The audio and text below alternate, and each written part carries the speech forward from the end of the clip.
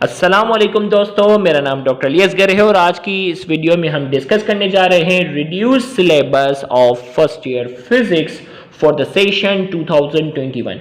2021 के सेशन के लिए जो सिंध बोर्ड की तरफ से सिलेबस को रिड्यूस किया गया है, तो आज की इस वीडियो में हम उस रिड्यूस सिलेबस को डिस्कस करने जा रहे हैं। और आज की इस वीडियो का मकसद ये है कि अक्सर औकात रिड्यूस सिलेबस में स्टूडेंट कुछ टॉपिक्स को देखने के बाद उसके को रिलेटेड टॉपिक को नजरअंदाज कर देते हैं। जब फाइनल एग्जाम में अपियर होते हैं तो उनको बहुत से ऐसे टॉपिक लग रहे होते हैं जो उनके मुताबिक सिलेबस का हिस्सा नहीं थे और फाइनल एग्जाम में पूछे गए हैं, और वो फिर ऑब्जेक्शन करते रहते हैं कि सिलेबस से आउट पेपर बनाया गया है, जबकि प्रॉब्लम जो थी वो ये थी कि उन्होंने सिलेबस को अच्छे से अंडरस्टैंड नहीं किया। तो आज की इस वीडियो में हम रिड्यूस सिलेबस को एक्सप्लेन करेंगे कि कौन कौन से चैप्टर से आपने किन किन टॉपिक्स की तैयारी करनी है।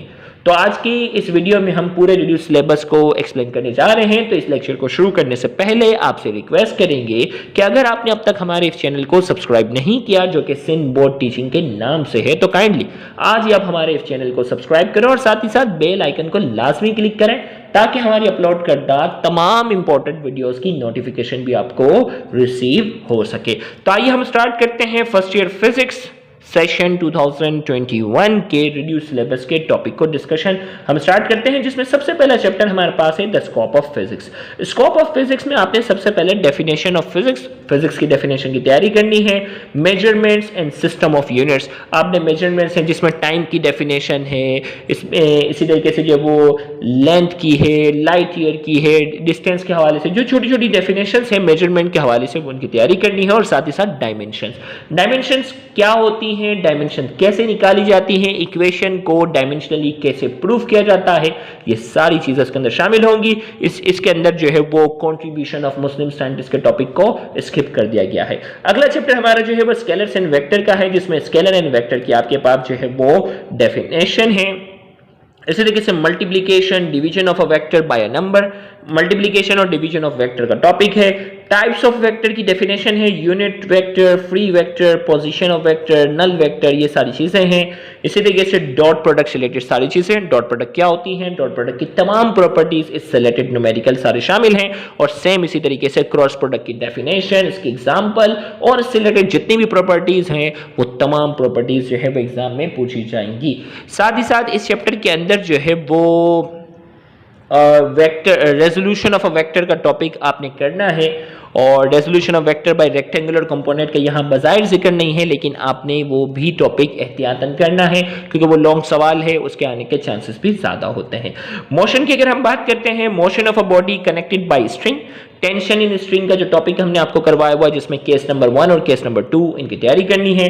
Law of conservation of momentum, इससे पहले मोमेंटम की डेफिनेशन, मोमेंटम्स की यूनिट कैसे निकलती है, ये चीजें अंडरस्टूड हैं। फिर इसके बाद law of conservation of momentum से रिलेटेड आपने इसके लॉ की तैयारी करनी है। और आगे elastic collision and elastic collision, elastic collision की डेरिवेशन, इलास्टिक कोलिजन के जो है वो केसेस वगैरह इसमें शामिल नहीं है। फ्रिक्शन है, फ्रिक्शन की डेफिनेशन, फ्रिक्शन की सारी टाइप्स हैं। इंक्लाइन प्लेन की डेफिनेशन और इंक्लाइन प्लेन के जो दो केसेस है ना, केस 1 केस 2, ये सारी चीजें शामिल है और इनकी न्यूमेरिकल की तैयारी भी करनी है। फिर इसी तरीके से हमारे पास जो चैप्टर है मोशन इन 2 डायमेंशन, जिसमें प्रोजेक्टाइल मोशन है। प्रोजेक्टाइल मोशन के अंदर आपको यहां बता दिया गया maximum height of projectile, range of projectile, ये दो चीजों की डिटेल आपसे पूछी जाएगी। लेकिन मैं आपको सजेशन दूंगा कि प्रोजेक्टाइल मोशन के हर टॉपिक एक दूसरे से रिलेटेड है। ऐसा नहीं है कि प्रोजेक्टाइल मोशन आपने डेफिनेशन की और डायरेक्ट ये 2 डेरिवेशन करोगे, कुछ भी समझ नहीं आएगा। तो आपने प्रोजेक्टाइल मोशन जो है, प्रोजेक्टाइल मोशन के तमाम रिलेटेड टॉपिक को करते हुए आपने तैयारी करनी है, ये मैं आपको सजेशन दूंगा, और इसके न्यूमेरिकल पर भी।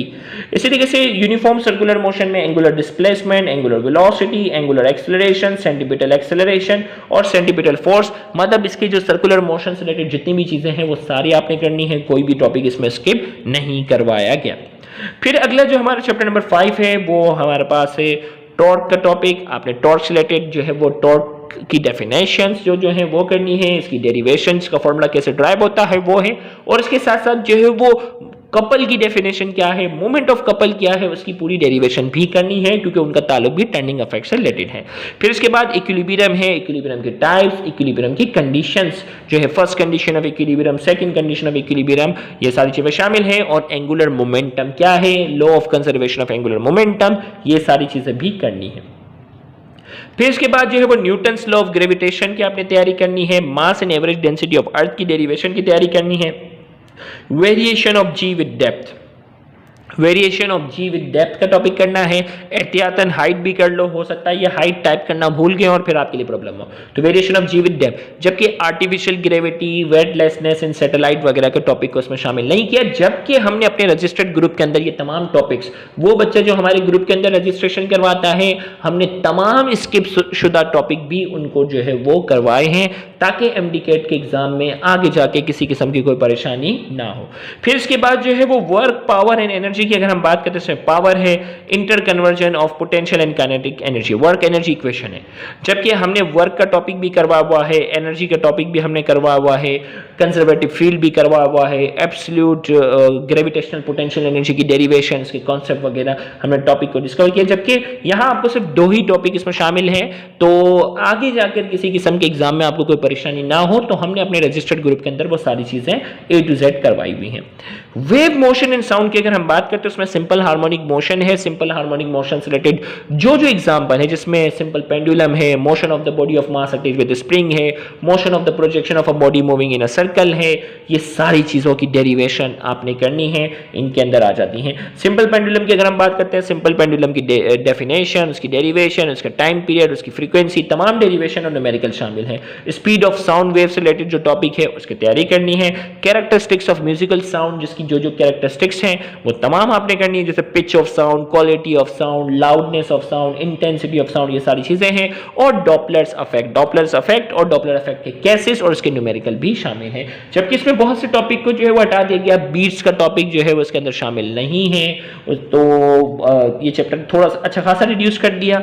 और इसी तरीके से जो है वो chapter number 9 nature of light में Young double slit experiment, Michelson interferometer, diffraction grating, diffraction of X ray through crystal, ये 4 टॉपिक आपने जो है वो करने हैं। जबकि न्यूटन रिंग का टॉपिक का जिक्र नहीं है तो आपने नहीं करना, पोलराइजेशन का टॉपिक जो है वो उसका जिक्र नहीं है तो आपने नहीं करना, थिन फिल्म इंटरफेरेंस का टॉपिक नहीं है तो आपने उसकी तैयारी आप नहीं कर सकते। लेकिन हमने अपने रजिस्टर्ड ग्रुप के अंदर ये तमाम टॉपिक्स की तैयारी करनी है जिनका जिक्र यहाँ इस सिलेबस में नहीं है।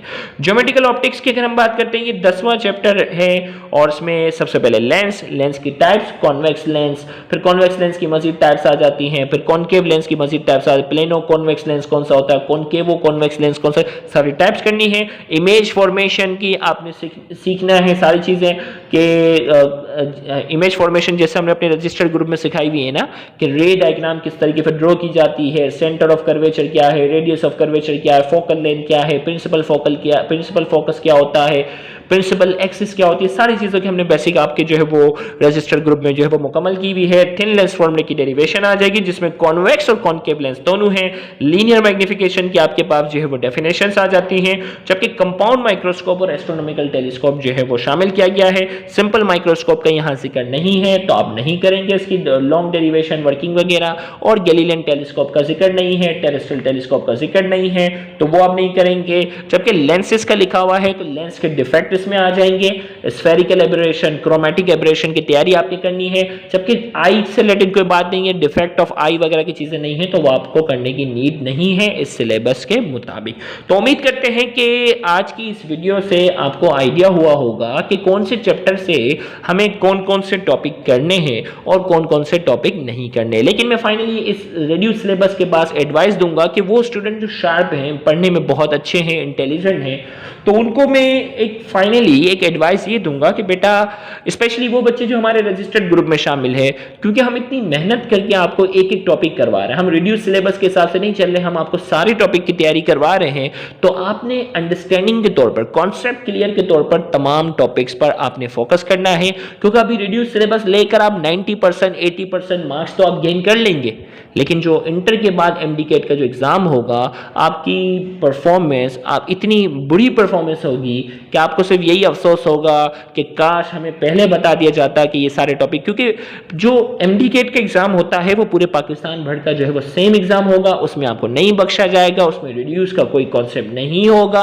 आपने उस वक्त जो है वो हर टॉपिक की जो है वो तैयारी करनी होती है। तो अगर आपकी बेसिक अच्छी नहीं होगी तो आपके लिए बहुत ज़्यादा मुश्किलात होगी। तो स्पेशली वो बच्चे जो काफ़ी इंटेलिजेंट हैं, उनसे गुजारिश होगी कि आप बेटा complete topic understanding point of view से उस पर फोकस करें। भले एग्जाम की तैयारी आप यहां करें, लेकिन समझने की हद तक आपने तमाम टॉपिक पर ध्यान देना होगा।